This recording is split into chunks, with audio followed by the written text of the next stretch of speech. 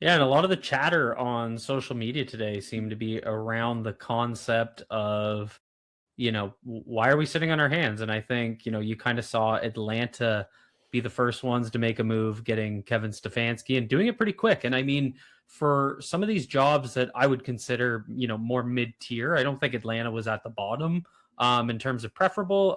But when you add in Buffalo and Pittsburgh, it was probably fourth, fifth, depending on how you want to organize the Giants in there with their young core of players.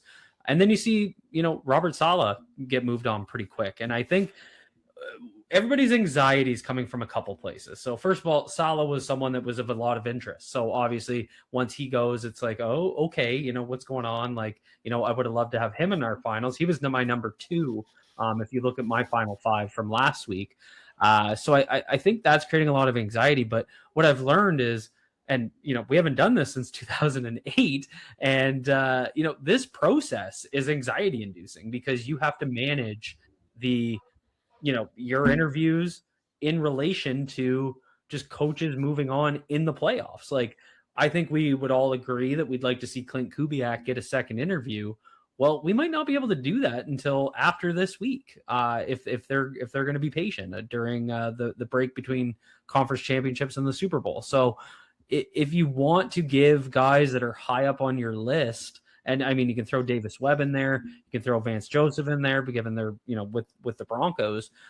If you want to give your guys that you have high up on your list a fair shot with that second interview, you're waiting until next week anyway. So it really comes down to my perspective on this is you know you want to be opportunistic, and I think Tennessee did that again, being a lower tier job. But Jay Z, correct me if I'm wrong, but I would imagine these go a lot like free agency visits, where I would imagine they all have a pretty good idea of where guys are leaning. Obviously, nothing's going to be an exact science, but I would imagine the Ravens were notified that Sala was made a pretty good offer, kind of, if you want to make a move, you better do it. That's what agents do. Yeah, So exactly. that's where I'm like, I think it just tells you a lot about how the Ravens viewed Robert Sala, right? If they were if he was their top guy and that's where they were going, they would have maybe turned up their desperation to make a move for him. So it just tells me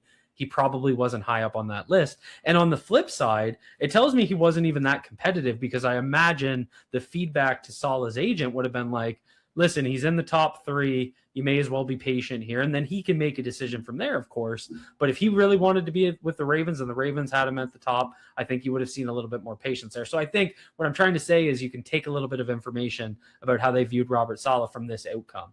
And I think Kevin Stefanski would have been the exact same thing. And so, we'll see with some of these other, we might see, you could see Brian Flores hiring pretty quickly where there doesn't seem to be a lot of buzz between the Ravens and Flores. But if a team makes a move on him, I would imagine it'll be much the same thing where if the Ravens wanted to make a move, they'd kind of turn up the heat. So that's why I think the lack of familiarity with this process, in addition to I think some of these moves telling you more than what's on the surface, is why I'm not as panicked as some of the folks on social media seem to be.